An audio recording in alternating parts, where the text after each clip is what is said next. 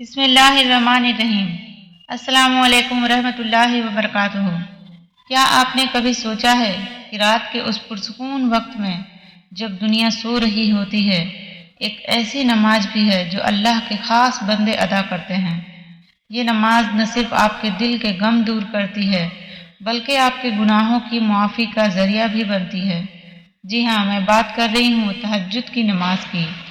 اگر آپ اسے اپنی زندگی کا حصہ بنا لیں تو آپ کی دنیا بھی بدل جائے گی اور آپ کی آخرت بھی۔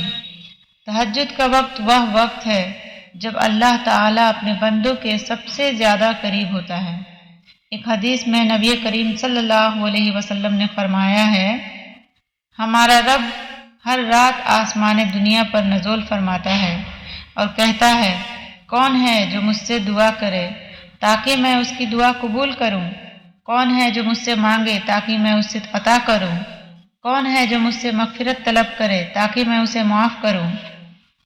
تہجد کے وقت کی گئی دعا سیدھے عرش مولا تک پہنچتی ہے۔ یہ وہ وقت ہے جب آپ اپنی تمام حاجات اللہ سے طلب کر سکتے ہیں اور اللہ ضرور عطا کرتا ہے۔ تہجد کی نماز آپ کے دل کو تسلی دیتی ہے اور روح کو سکون پہنچاتی ہے۔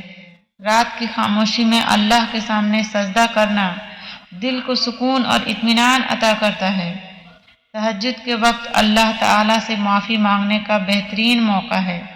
یہ وہ وقت ہے جب اللہ اپنے بندوں کے گناہ معاف کر دیتا ہے۔ تہجد پڑھنے والا شخص اپنی نیند قربان کرتا ہے اور یہ اس کی تقوی اور اخلاص کا ثبوت ہے۔ یہ عادت دنیا سے زیادہ آخرت کی فکر پیدا کرتی ہے۔ ایک حدیث میں ہے، جنت میں ایک کمرہ ہے جس میں وہی لوگ جائیں گے جو تہجد کی نماز لوگوں سے چھپ کر پڑھتے ہیں۔ تہجد کا اٹھنا نہ صرف روحانی عمل ہے بلکہ جسمانی صحت کے لیے بھی مفید ہے۔ رات کے وقت اٹھنا دل و دماغ کے لیے بہترین ہے۔ تہجد نبی کریم صلی اللہ علیہ وسلم کا معمول تھا اور آپ صلی اللہ علیہ وسلم نے ہمیں بھی اس کی تلقین کی۔ تہجد کی پابندی کرنے والے کا ایمان مضبوط ہوتا ہے اور اس کا اللہ پر توکل بڑھتا ہے۔ تہجد پڑھنے والے کو اللہ دنیا اور آخرت میں بے شمار انعامات دیتا ہے۔ میرے عزیز دوستوں، تہجد کی نماز وہ عبادت ہے جو آپ کے اور اللہ کے درمیان قربت کو بڑھاتی ہے۔ اگر آپ نے آج تک یہ عادت نہیں اپنائی تو آج ہی سے نیت کریں، اللہ سے دعا کریں کہ وہ ہمیں تہجد پڑھنے کی توفیق عطا فرمائے۔